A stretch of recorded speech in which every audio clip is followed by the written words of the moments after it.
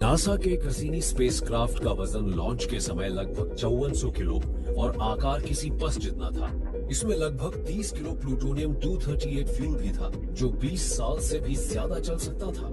लेकिन इस अनोखे यान को ये चीज ताकत नहीं देती थी। बाहरी सौरमंडल तक पहुंचने के लिए ये चलता था गुरुत्वाकर्षण की मदद से। इंसान की सबसे बड़ी उपलब्धियों की विरासत हमारे अंदाजे से भी सुदूर अतीत तक फैली हुई है। कुछ को प्रयासों के बाद सफलता नहीं मिली, लेकिन इंसान है, वो जल्दी से हार नहीं मानता है, अपने सपने सच कर लेता है। अंतरिक्ष की खोज से जुड़े पहले सुनहरे दौर के और शायद अगले दौर के भी कमाल के मिशन मुमकिन बनाए एक शख्स ने, जिसके दो नाम थे, एक असली और एक नकली। उन्हें अब बुलाया जा चुका है। हम जानते हैं कुछ दुनियाओं के रिंग्स हैं, लेकिन कुछ के नहीं। क्यों? पृथ्वी के रिंग्स क्यों नहीं, या फिर मार्स के?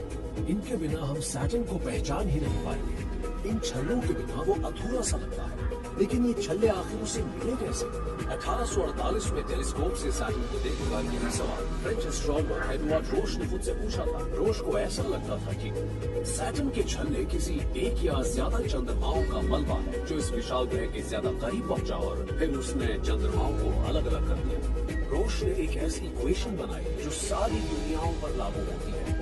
ये आपको बताती है कि कोई बॉडी किसी ग्रह के कितने करीब आने पर उसके गुरुत्व के कारण आखिरकार बिखर जाती है और एक बड़ा सा छल्ला बन जाती है। ये है रोश लिमिट। लेकिन नासा के कैसिनी स्पेसक्राफ्ट द्वारा सैटर्न के सिस्टम में कई चक्कर लगाने से पहले इस बात को लेकर जबरदस्त वैज्ञानिक बहस चल रही थी कि ये छल्ले आखिर बने कब। कुछ एस्ट्रोनॉमर्स के मुताबिक ये छल्ले इस ग्रह जितने ही पुराने हैं। लगभग 4 अरब साल पहले जब ये ग्रह नए जन्मे सूर्य, किसी चंद्रमा या चंद्रमाओं के आसपास मौजूद गैस और धूल की डिस्क से बना होगा, तो इसने सैटर्न की रोश लिमिट का उल्लंघन किया होगा। जबकि कुछ को तो ये रिंग काफी नए लगते हैं, यही कोई 10 करोड़ साल पुराने। और कैसिनी स्पेसक्राफ्ट ने ये बात सही साबित कर दी। तो हमारी पृथ्वी की रोश लिमिट क्या है? अगर पृथ्वी और चंद्रमा के बीच की दूरी 19,000 किलोमीटर से कम हो जाए, वैसे ऐसा शायद ही हो, तब भी कोई खतरा नहीं होगा। और ये बात अच्छी भी है, क्योंकि हमारा चांद जहां है वहीं ठीक है।